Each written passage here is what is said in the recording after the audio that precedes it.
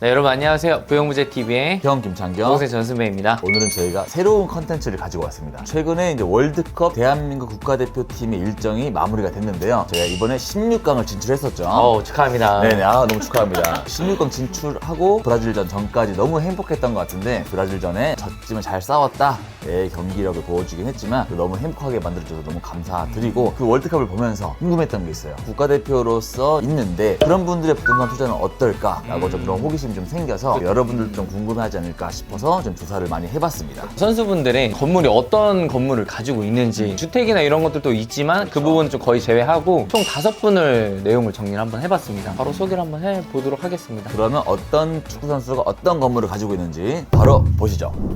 이제 첫 번째인데 KBS에서 그 해설위원을 또 맡으시고 제주 유나이티드 현재 선수로 되어 있으신 부자철 선수의 건물입니다. 저희 회사에서 두 분이 계약을 하셨잖아요. 부자철 선수는 저희랑 직접 계약을 하셨고 기성용 선수도 저희 회사에서 건물을 매입을 하셨기 때문에 아직까지도 부자철 선수 건물은 저희가 관리를 하고 있어요. 그래서 제가 이거 한번 먼저 보여드리는 건데 위치를 보면은 위치가 발산역이에요. 발산역에는 마곡지구가 있는데 오른쪽에 보면은 학교가 있는 데가 있어요. 여기 이제 호서 직업 전문 학교가 있는데 바로 이면에 들어가 있는 양면 건물입니다. 건물 모양은 이렇게 생겼어요. 여기 톱프레스가 들어있는데 네모 반듯하게 잘 올라가 있네요. 네, 이런 건물인데 임대 수익이 2018년 매입했을 때 당시만 해도 잘 나왔었어요. 그래가지고 건물을 이제 매입을 하셨고 건물 이제 내용을 한번 보면은 대지 평수는 109평 그리고 연면적이 452평이에요. 여기 이제 준주거 지역이거든요. 그래서 한 358%라서 400%까지는 다 올릴 수는 없는 곳이긴 한데 그래도 이제 어느 정도 건물이 이제 올라가 있어서 지하 1층에 지상 7층까지 올라가 있는 그런 건물입니다. 그리고 여기 발산역이랑도 거리가 가까워요. 마곡지구 쪽으로 좀 상권이 많이 흡수가 되다 보니까 여기는 약간 상권이 기존에 매입했던 당시보다는 약해졌습니다. 상권이. 그래서 최근에 제가 한번 내용을 보니까 주변 시세를 한번 조사를 해봤어요. 부자철 선수가 매입했었던 금액이 3,859만 원에 매입을 했는데 지금 주변 시세를 보니까 한 7,000에서 8,000 사이 정도까지 얘기를 하더라고요. 근데 호가인 것 같아요. 제가 생각했을 때는. 그래서 이걸 평당 7,000 정도로 하면은 제가 생각한 금액은 한 80억 정도가 적정 가격이지 않을까 싶습니다. 46억 7천만 원에 사서 지금 현재 시세는 80억이다. 그때 당시 대출을 좀 많이 받으셨던 걸로 알고 있거든요. 네, 그때 현금 46억에 매입했을 때 취등세 제외하고 보증금까지 제외한다고 그러면 현금 한 13억으로 이제 건물을 매입을 하신 거죠. 이 건물이 이제 나왔을 때도 좀 시장에 어느 정도 인기가 있었던 건물이기 때문에 계약하시고 나서 잔금도 조금 빨리 했고 지금도 계속 관리를 하고 있는 상황이다 보니까 근데 지금은 약간 그 공실이 코로나 때문에 생겨가지고 임대료는 원래 기준에 월 2천만 원 정도 발생이 되다가 약간 좀 떨어졌습니다. 여기까지 이제 마무리하도록 하고요. 다음 선수의 건물을 소개시켜 주시죠. 네, 바로 다음 선수 건물로 가겠습니다. 네, 다음 분은 전 국가대표 공격수였고 현재는 이제 강원 FC 감독을 하고 계시는 최용수 감독님입니다. 현역 시절에도 굉장히 공격수로서 활약을 하셨는데 좀 안타깝게도 이제 저희가 기억하고 있는 건 독수리슛밖에 없다 보니까 초등학교 때 막 축구 같은 거 했을 때 골대 밖으로 차거나 이상한 데 차면은 그분의 이름을 언급을 하면서 축구를 했던 기억이 있는데 이분이 또 부동산 투자를 기가 막히게 너무너무 잘하셨기 때문에 많이 모르실 것 같아서 한번 설명을 드리려고 합니다. 위치 먼저 보시죠. 위치는 이제 신사역 인근에 있는 건물인데 그 강남시장길 여기 있잖아요. 그렇죠. 네, 강남시장길에서 들어오면 여기에 굉장히 큰 건물이 하나 있는데 그 건물이 최용수 씨가 가지고 있는 건물입니다. 개요를 한번 보실게요. 건물은 이제 이렇게 생겼고 개요는 대지 면적 151평, 연면적 522평짜리 건물이 이제 2004년에 이제 준공이 됐는데 여기가 이종일반 주거지역이에요.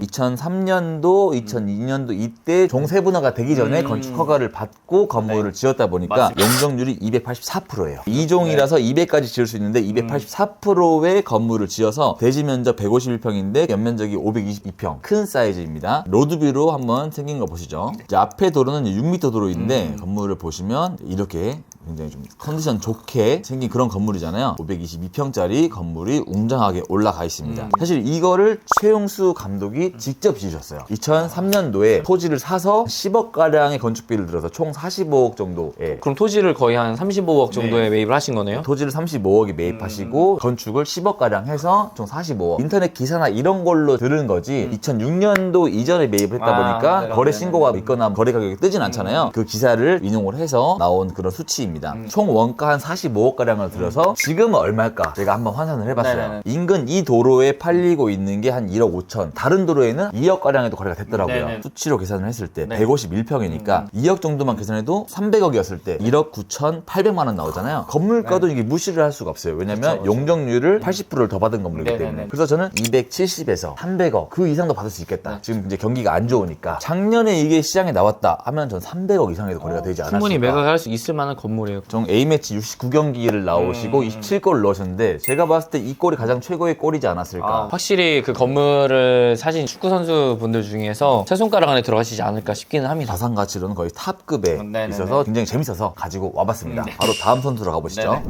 네, 이번에는 팀 또 세 번째 선수입니다. 레전드 선수이거든요. 아, 또 누구죠? 대한민국 최초 프리미어리그 1호 선수인 박지성 선수입니다. 두 개의 심장부터 시작해가지고 맨유 레전드 지금까지도 활동을 하고 계시니까요. 선수로 활동을 하시는 건 아니지만 해설위원도 이번에 하셨고 계속해서 활동을 하고 계신데 이분도 빌딩 투자를 하셨죠. 투자를 하신 곳이 용인이었어요. 아, 위치를 한번 보여드리면은 아파트 단지에 용인시 기흥구입니다. 여기 주소가 지금 나와 있는데 영덕동이라는 곳에 요 이마트 맞은편 코너에 건물을 매입을 하셨어요. 요양병원도 있고 여기 대로변에 나가면 메인 브랜드들도 있기 때문에 항아리 상권이 좀 둘러싸여 있는 곳이다 라고 보시면 될 것 같아요. 건물 개요를 한번 보여드릴게요. 일단은 이 건물 같은 경우에는 박지성 선수가 본인 명의로 한 거는 아니고 본인의 JS 리미티드라고 본인 그 에이전트 법인을 이용해 해가지고 건물을 이제 매입을 하신 건데 이때 당시에 건물 매입이 아니라 LH에서 토지를 분양받았어요. 65억에 분양을 받으셨더라고요. 그래서 분양을 받으신 다음에 본인이 건물을 전부 다 지었어요. 최근에 제가 기사들을 보니까 200억 빌딩이다, 250억 빌딩이다 하는데 제가 한번 좀 주변 시세도 좀 조사도 해보고 임대료도 어느 정도 나오는지도 한번 좀 체크를 한번 해봤었거든요. 건물을 먼저 보여드리면은 최근 사진입니다.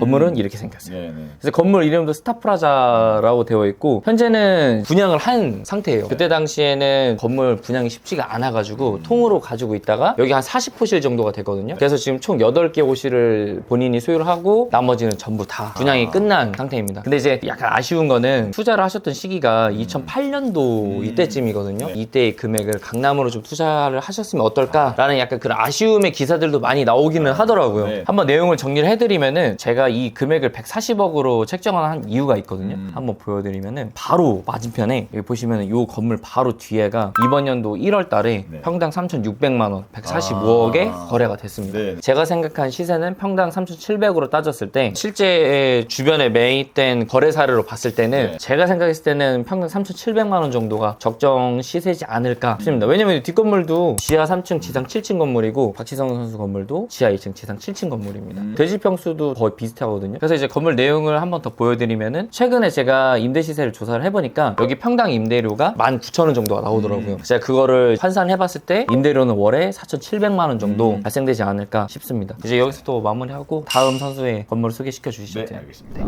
네, 다음 선수는 부동산 투자로 유명한 분이죠. 아직도 현역에 계신 분이고 건물을 두 채나 가지고 계신 분입니다. 네네. 네, 바로 기성용 씨인데요. 네, 기성용 씨는 두 채를 가지고 있는데 전남 순천에 있는 건물 하나랑 종로에 건물 하나 가지고 계세요. 그럼 순천에 어떤 건물인지 한번 바로 보겠습니다. 네네. 순천을 보시면 신대지구라고 해가지고 얼마 전에 만들어진 그런 신도시 그런 느낌이에요. 근데 정말 메인 위치에 그냥 우뚝 솟아있는 그런 건물이어가지고 제가 좀 눈여겨봤었습니다. 네네. 바로 개요를 보여드리자면 건물 생긴 거는 이렇게 생겼습니다. 1층에 국민은행 들어가 있고 위로 이제 신축이 잘 되어 있는 건물이죠. 토지를 받아가지고 직접 지으신 건물입니다. 기사나 이런 거를 봤을 때 이제 월 6억 정도의 수익이 나온다라고 해서 월 5천만 원 정도로 잡고 있고 대지 면적은 219평, 연면적은 1,700평짜리의 건물을 가지고 있고 시세를 봤을 때는 건물이 1,700평이잖아요. 연면적 평당가를 제가 계산했는데 한 569만 원 정도로 하니까 100억이 나오더라고요. 일부 기사에서는 뭐 60억 정도의 시세다라고 했는데 60억이라고 하기엔 건물이 너무 컨디션이 좋고 수익도 잘 나오고 있어서 제가 봤을 땐 한 100억 정도면 시세지 않을까라고 생각을 하고 있습니다. 기성용 씨가 순천에 이제 이 건물을 매입을 하게 된 건 고향이 거기세요. 고향이 여기다 보니까 첫 번째 건물 투자를 여기로 했었고 그냥 최근에 또 매입한 케이스죠. 종강역, 저희 종로 상권이라고 하고 있죠. 젊음의 거리,